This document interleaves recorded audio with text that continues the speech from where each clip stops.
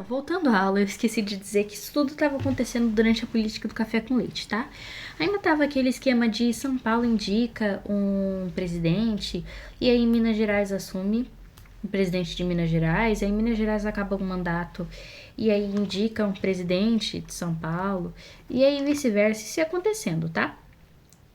Isso tudo acontecia por causa do voto de cabresto, porque um estado ele indicava, e aí eles mandavam para todas as pessoas importantes, que falaram assim, olha, manda os seus eleitores votarem em fulano, tá bom? Aí te dá dinheiro, tá? Querido, queridinho. Aí as pessoas elas iam lá e votavam, e no final acabava acontecendo aqui. O governo sempre sabia quem ia ganhar, não tinha outra. E não, os outros estados eles não tinham muita autonomia. Era basicamente São Paulo e Minas Gerais que estavam escolhendo isso. Eles não deixavam os outros estados terem voz. E quem mandava mais nisso era São Paulo. Tanto que isso vai irritar os outros estados depois. Isso vai fazer com que a República Velha acabe. Mas isso não é assunto para agora. Por que café com leite? Porque ambos os estados, eles eram muito grandes produtores de café. Era muito café produzido de São Paulo e de Minas Gerais. E aí, para diferenciar, a gente colocou o quê? Leite, né? Minas, queijo, leite, né? Enfim, café com leite. Tá, parei. O que tá acontecendo também durante essa época? O movimento operário. A industrialização, ela tá crescendo um pouquinho no país porque a gente teve, enfim, crises, né, ao redor do mundo. E aí, com o governo de Taubaté, ele aconteceu porque tava tendo uma queda ali no preço do café. E aí, os presidentes, eles falaram, caramba, né, catapimbas, carambolas, a gente não pode deixar, assim, nosso país tão dependente de exportar commodity, né, de exportar café. A gente tem que industrializar também, né, fortalecer nossa economia industrializada ali, pra gente não precisar importar tanta coisa, né? E eles começaram a industrializar e aí os trabalhadores, eles não tinham direitos trabalhistas, porque isso vai ser uma coisa que vai surgir, isso vai ser uma coisa que vai surgir lá com Getúlio Vargas. Então, o que eles enfrentavam? Locais de trabalhos insalubres, muito tempo trabalhando, salários muito baixos. E aí, como na época tava tendo um monte de revolta socialista por aí, e anarquistas também, com ideias trazidas por imigrantes europeus, porque acabou a escravidão. Então, o que os cafeicultores estavam fazendo? Eles estavam fazendo uma propaganda falando assim: venham trabalhar para mim, porque aí eu vou te dar uma casa e eu vou te dar a passagem também do navio. Aí você vai trabalhar para mim de graça e aí eu vou te manter, mas é só até você pagar essa dívida. Depois você consegue ganhar salário trabalhando para mim. Só que isso não acontecia. Por quê? Por que isso não acontecia? Basicamente, enquanto você estava lá, você morava na casa do seu chefe ali. E aí você não tinha dinheiro para pagar o aluguel, porque você não recebia. Então, você já ficava em dívida de novo com ele. E aí acontecia alguma coisa na sua casa e alguém ficava doente. E aí ia lá o seu chefe, ele pagava um médico para você. E aí você ficava com mais dívida ainda. E acabava que você trabalhava como um escravo. Literalmente, você trabalhava ali como um escravo. E não tinha saída, né? E aí vinham muitos imigrantes europeus dali. E aí o governo mesmo estava falando, não venham galera, isso é bait. Isso aconteceu relativamente pouco, mas aconteceu. E também estavam chamando vários europeus aqui para uma política de clareamento da população. Para branquear a população mesmo. E também porque tinham muitos europeus querendo vir para o Brasil em busca de melhores condições de vida. Eles estavam vindo para cá e aí essa população toda que trabalhava nas fábricas, né, nas indústrias, elas defendiam o quê? Organização dos trabalhadores. E aí eles começaram a fazer greves e sindicatos de forma mais recorrente. Isso não acontecia muito. Mas aí algumas deles, elas acreditavam que as coisas só iam mudar quando as pessoas trabalhassem mais na política, quando elas se envolvessem mais na economia, na política. Aí a gente estava tendo um movimento operário crescente ali, nessa época. E aí, o que aconteceu? Uma das maiores mobilizações operárias dessa época foi a Greve Geral de 1917. As pessoas simplesmente pararam Silva. Stop. Nada mais acontece. Ela parou várias atividades. E aí a questão social, ela não era mais caso de polícia. Tipo, não tinha mais como você entrar lá e prender as pessoas que estavam fazendo greve e protesto. Porque era muita gente, era literalmente muita gente. Você ia prender todo mundo ali. Então, eles perceberam que acabou. Não tem como parar esses trabalhadores comunistas, né? É brincadeira, tá? É brincadeira. Não tem mais como parar esses trabalhadores fortes, fortalecidos ali. Não tem mais o que fazer. E aí, nessa época, o que estava crescendo também? O tenentismo. O que é o tenentismo?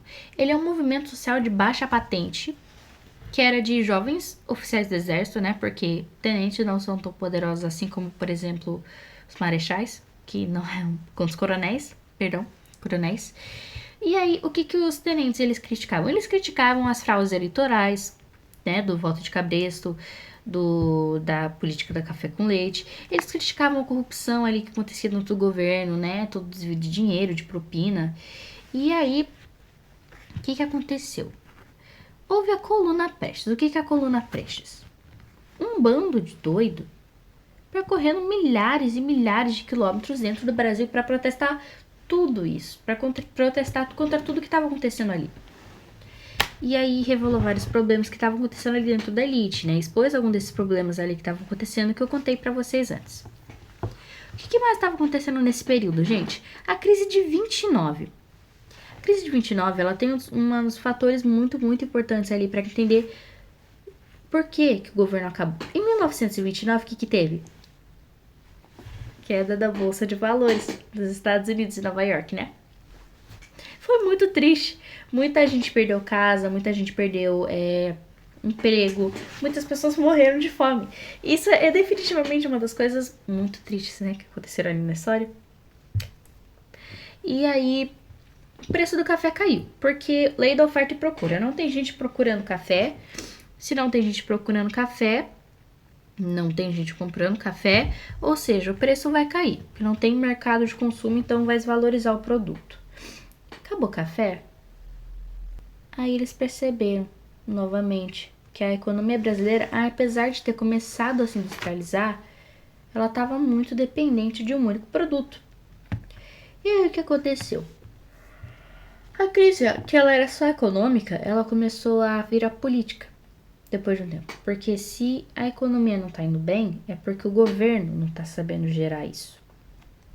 Correto? Tem que entender a crise de 1929. E aí o que aconteceu? Em 1930, Washington Luiz, ele apoiou Júlio Prestes, né? Que é o cara que estava liderando aquele movimento de um monte de gente que estava contra o governo, andando pelo país, recrutando mais gente. Só pela resenha mesmo, eles estavam andando pelo país ali. E aí, Minas Gerais rompeu com São Paulo. Não tinha mais agora a política do café com leite em 1930, porque Minas Gerais falou, cara, olha o que você tá fazendo, né? Porque era a época de Minas Gerais estar no poder. Mas aí São Paulo fez o quê? Nunca vi vocês. E aí eles indicaram um presidente de São Paulo, quando era a época de Minas Gerais. E aí Minas Gerais ficou muito brava. E os outros estados também estavam bravos com São Paulo, porque São Paulo tem uma ideia de querer ser o centro do Brasil, né? Ele sempre quer ser o melhorzinho de todos, e se irrita os outros estados, porque eles não têm autonomia política nenhuma. E aí aparece a nossa querida figura, Getúlio Vargas, que vai liderar a revolução. E aí tinha um cara chamado João Pessoa, que ele era um jornalista ali, né? Dos revolucionários ali, dos revoltosos. E aí ele foi morto. Não foi por causa do movimento, foi por causa de algumas questões pessoais que ele tinha ali, ele morreu. E aí as pessoas, elas aproveitaram isso, elas meteram o louco, falaram, olha isso, a oposição tá matando, eles estão matando o nosso jornalista, isso é censura. As pessoas que elas perderam o João Pessoa, que no caso era o partido do Getúlio, elas começaram a ganhar mais força ainda, porque elas perceberam que elas estavam sendo, que as pessoas, elas pensaram, caramba, o governo tá censurando essas pessoas. Isso é triste, né? Acho que eles estão certos, né? Que governo tá censurando as pessoas? Esse governo aí que me manda votar, as pessoas que eu não gosto, que me força a tomar vacina, né? Acho que eu gosto deles. E aí as pessoas, elas começaram a ganhar mais força. E aí teve uma eleição. Estavam todos os estados do Brasil recomendando quem? Getúlio Vargas. E qual era o único estado que não tava? São Paulo. Exatamente. São Paulo tava colocando Washington Luiz. E aí teve uma eleição ali, como teria todos os anos de eleitoral. E quem ganhou foi Washington Luiz. Mas aí a oposição, né, que era liderada por Getúlio Vargas, falou: não gosto disso, não gosto dessa ideia. Foi lá e deu um golpe de Estado em 1930. Ou seja, dando um resumão aqui da aula, muito pequeno, República Velha, ela basicamente começou em 1889 com um golpe de Estado feito pelo Exército. Ela teve muitas... foi marcada por intensas corrupções políticas, por várias revoltas sociais ali. Eu falei de pouquíssimas revoltas sociais, eu falei muito por cima também, porque o intuito não era ter um vídeo muito longo. E aí foram muitas críticas ali ao governo, né?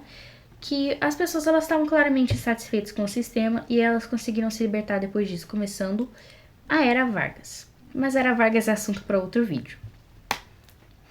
E aí foi isso, espero que vocês tenham gostado, espero que tenha dado para entender pelo menos um pouco desse período grande de tempo.